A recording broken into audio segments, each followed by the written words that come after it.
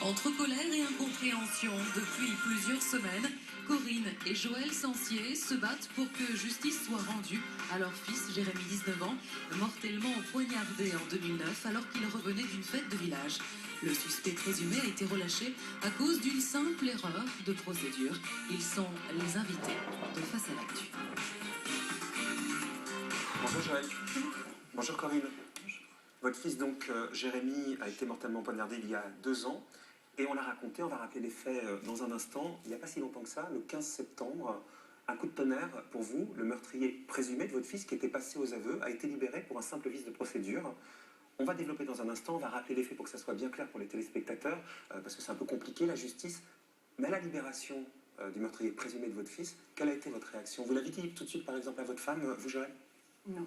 Mon époux, il a bien mis 1 semaine avant de m'en informer, parce que comme il sait que je suis fragilisée depuis le meurtre de Jérémy, et que j'ai du mal à accepter tout ce qui se passe, il a pris la décision de m'en informer 8 jours après, avec ses mots à lui, afin que je puisse comprendre ce qui s'était passé et pour quel motif cela s'était produit. Et je vous avoue, j'ai eu beaucoup de mal à l'accepter. Et vous, Joël, pendant la semaine, avant de pouvoir le dire à Corinne, quelle a été votre réaction? La colère, l'incompréhension,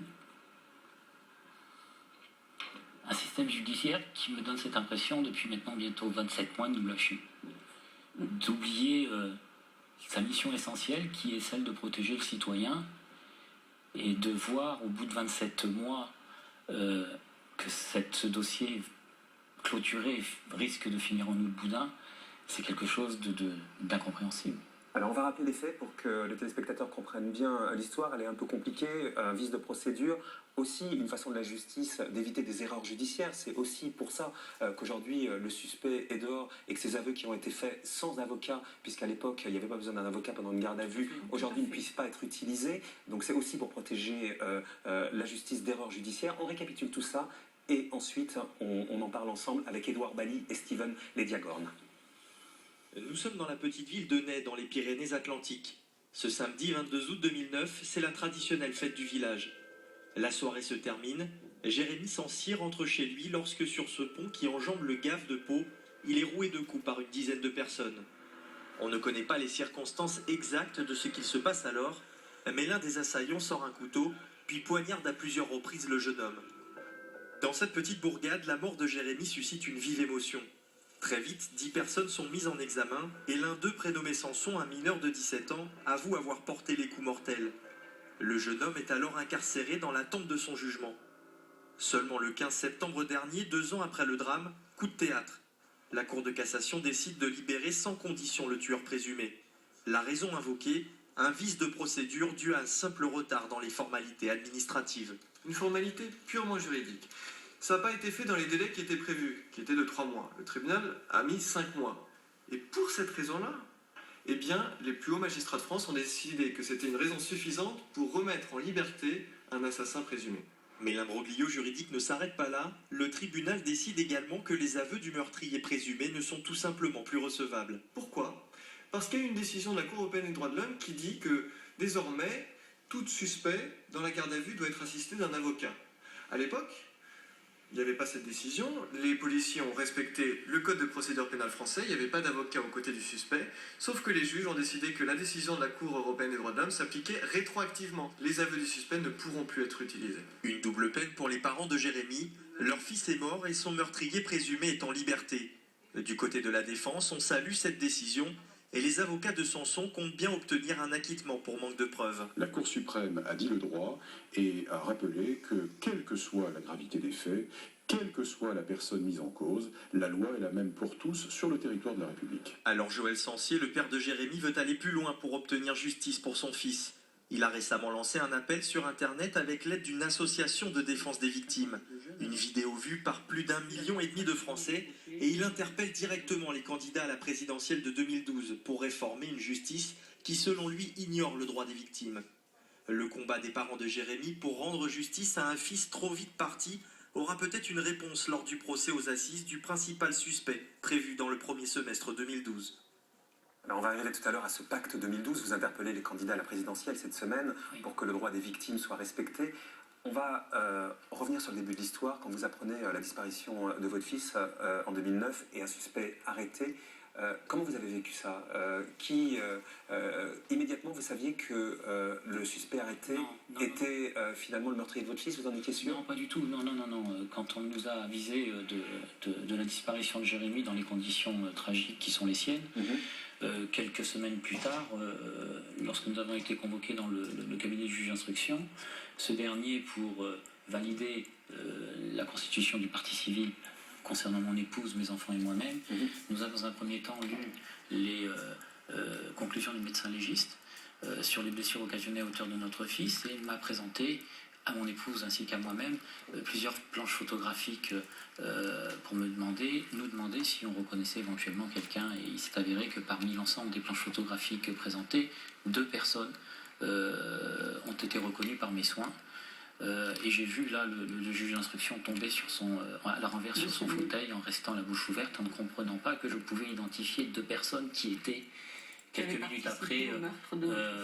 Mais quand vous les avez identifiés, comment vous saviez qu'ils étaient là à ce moment-là? Non, Vous parce que ils fréquentaient Jérémy à ce moment-là? Comment vous les avez Parce identifiés? Parce que je suis fonctionnaire de police et que les 30 années d'expérience que j'ai dans cette profession m'ont permis de garder une mémoire importante sur la physionomie des gens. Je peux même vous dire que ces 2 personnes que j'ai reconnues, je les ai croisées 1 mois avant les drames qui touchent mon fils, le samedi matin au marché de l'île Jourdain. Donc c'était des gens qui étaient connus apparemment pour avoir des problèmes avec la police? Je les ai rencontrés, je n'étais pas en fonction, je n'étais pas en activité, je faisais le marché avec mon épouse. Donc en tout cas, à ce moment-là... L'un d'entre eux vit à l'île Jourdain, vit à 12 km de chez nous. Ça veut dire qu'aujourd'hui, dans votre quotidien, si je comprends bien, vous croisez, vous êtes susceptible de croise son père, sa croiser grand-mère. le meurtrier présumé, parce qu'il n'y a pas eu aujourd'hui de décision de justice, présumé de votre fils. Non, il a été interdit des départements de Gers ainsi que des départements des Pyrénées-Atlantiques. Mais vous croisez la famille? Mais on Je croise croise la la famille. famille. Voilà. Par contre, là où, puisque vous touchez du doigt un problème, la personne en question qui vit à 12 km de notre domicile s'est retrouvée en violation d'une ordonnance faite par magistrat qui lui interdisait l'accès au département du Gers. Il m'a fallu à plusieurs reprises intervenir auprès des services de gendarmerie, écrire au préfet, au directeur départemental de la sécurité publique du Gers, écrire au procureur de Pau ainsi qu'au procureur de Orge pour signaler la présence de cet individu qui a été sur un contrôle routier interpellé dans le Gers et envoyé en prison. Alors, je comprends rien. Le 15 septembre, le meurtrier présumé, donc, pour cette histoire de vice de procédure, a été libéré. Et ce qui est assez incroyable dans cette histoire, vous avez même eu les excuses dans les couloirs de la cour d'appel de Pau de l'avocat général qui a reconnu les erreurs du parquet, cette lenteur dans la procédure qui a fait que ça a été dehors. Quand vous avez appris ça à ce moment-là, vous vous êtes dit quoi? Que c'était, en ce qui nous concerne, le seul moment où l'institution judiciaire a fait preuve un petit peu d'humilité vis-à-vis de nous, puisque c'est la seule et unique fois où nous avons pu rencontrer un magistrat qui effectivement était confondu d'excuses par rapport à l'erreur qui avait été commise sur l'interprétation du texte concerné qui a permis la remise en liberté du présumé meurtrier de notre garçon. Donc, à l'exception de ce monsieur qui m'a reçu sur le perron du tribunal de Pau, à l'exception du premier juge d'instruction qui a fait preuve de beaucoup d'empathie, même si ses pairs peuvent éventuellement le montrer du doigt, tous les autres, en ce qui me concerne, sont des gens qui viennent d'une autre planète. Mais cette planète-là, c'est une planète... C'est pas la mienne, monsieur. Je comprends bien, mais c'est une planète qui est supposée, en tout cas, équilibrer les choses, entendre les victimes, et puis éviter l'erreur judiciaire. Si aujourd'hui, le meurtrier présumé de votre fils est dehors et que ses aveux ne puissent pas être considérés comme faits dans le cadre du prochain procès, c'est parce qu'il n'avait pas été assisté d'un avocat, et donc c'est pour éviter une erreur judiciaire potentielle. Alors, je vous prie de m'excuser, mais moi je veux revenir sur un fait. À l'époque où ces individus ont été interpellés et incriminés dans le meurtre de notre garçon, l'ensemble des services judiciaires et des services de gendarmerie et de police travaillaient sur le seul code de procédure pénale qui était celui de l'époque, le code de procédure pénale français. La mise en application de la nouvelle loi sur les gardes à vue pour entrer en conformité avec le droit européen qui a pris effet dans le courant du mois d'avril effectivement, est indiscutable. Ce qui reste discutable, c'est l'irresponsabilité des magistrats de la Cour de C'est que ça cassation. soit rétroactif, c'est ça que vous dites, c'est le fait que ça soit rétroactif. Ces gens qui ont pris cette décision totalement irresponsable viennent d'une autre planète, pas de la mienne. Ils sont en train d'essayer de revoir une société à leur image, c'est pas la mienne d'image. Et quand vous entendez l'avocat de la défense dire que peu importe les gravités des faits, ils sont là pour faire passer les textes de loi, mais je me demande où est-ce que nous allons. Parce que toutes les affaires de meurtre qu'il y a eu en 2009, les parents des victimes vont se retrouver dans la même situation que nous. Parce que pour qu'on comprenne bien, pour que je puisse décrypter pour le téléspectateur qui est peut-être un peu perdu, c'est que la loi a changé entre-temps. Oui. Ça avait été, les aveux avaient été bien reçus Tout à fait. dans le cadre de la loi précédente. Entre-temps, la loi a changé et donc ces aveux sont annulés puisque aujourd'hui, la loi étant différente, exige un avocat au moment des aveux. C'était pas le cas entre-temps et on exige une rétroactivité. Donc c'est ça aujourd'hui, quand vous interpellez les hommes politiques, vous leur demandez quoi avec votre pacte 2012? Quand on le lit, on voit bien la détresse d'un père et d'une mère, mais en même temps, il y a un peu de tout dedans. C'est assez large que vous réclamez. On sent la détresse, évidemment. Vous demandez quoi concrètement? Ce qu'on demande concrètement, dans un premier temps, que l'institution judiciaire fasse ce pourquoi elle a été créée, assurer la protection du citoyen, ce qu'elle ne fait pas aujourd'hui. On s'aperçoit que derrière les décisions qui peuvent être prises par les uns et par les autres, la protection du citoyen n'est plus, et elle n'est en aucun cas, je dirais, elle est totalement inopérante et absolument pas en concordance avec le système de société qui est le nôtre. Les décisions qui sont prises, non, je suis désolé. Et dans votre affaire proprement dite, aujourd'hui, vous demandez quoi?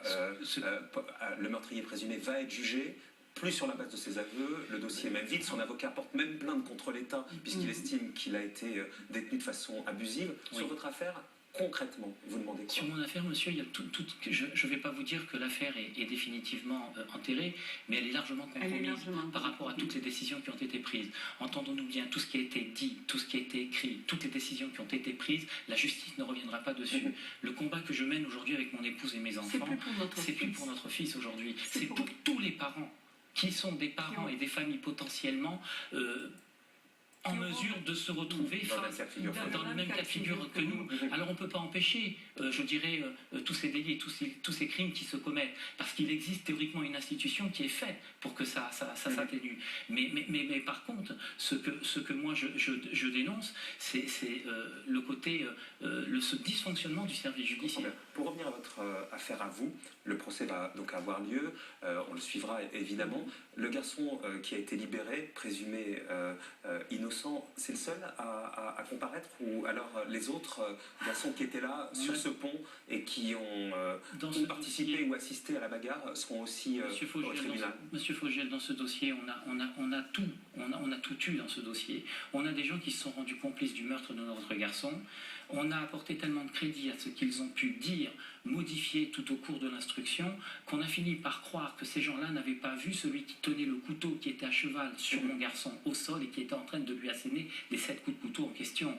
Et ces gens-là qui étaient autour et qui étaient en train de le matraquer à coups de pied, à coups de poing, ont tout simplement dit « Ah non, moi j'ai pas vu le couteau ». Alors sur le simple dire de ces gens-là, le juge d'instruction a décidé pour clôturer le dossier que à ces gens-là, on ne retiendrait plus que la violence volontaire ayant entraîné une interruption temporaire de travail de 8 jours, alors que j'ai mon garçon qui est enterré par 100 mètres au-dessus. Ils vont comparaître pour ça. Mais bien sûr, que pour ça. L'ensemble des gens qui se sont rendus complices de tout ça ne comparaîtront qu'avec ce chef d'inculpation. Mais bien plus grave, monsieur, bien plus grave, c'est que l'individu aujourd'hui qui est suspecté d'avoir tué notre garçon est en suspens concernant le chef d'inculpation qui est retenu. Aujourd'hui, c'est l'homicide volontaire.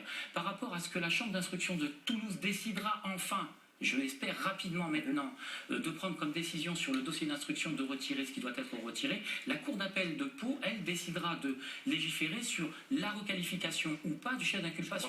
Pour résumer tout ce que vous êtes en train de nous dire, c'est comme si aux yeux de la justice, en tout cas vous écoutez, personne n'avait tué votre fils. Tout à fait. Aux yeux, à nos yeux. À l'heure actuelle, moi je dis que la justice est en train de se rendre complice du meurtre de mon enfant. Dans la mesure où il valide tout ce qu'il valide, chose que je n'accepte pas, on minimise les faits, on n'en tient pas compte et on valide tous les textes de loi qui viennent d'arriver sur le marché européen. À un moment donné, je dis stop, ce n'est pas adapté à notre société actuelle.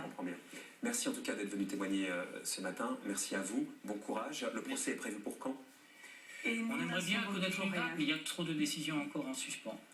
Merci à vous. Merci beaucoup. Troisième sujet de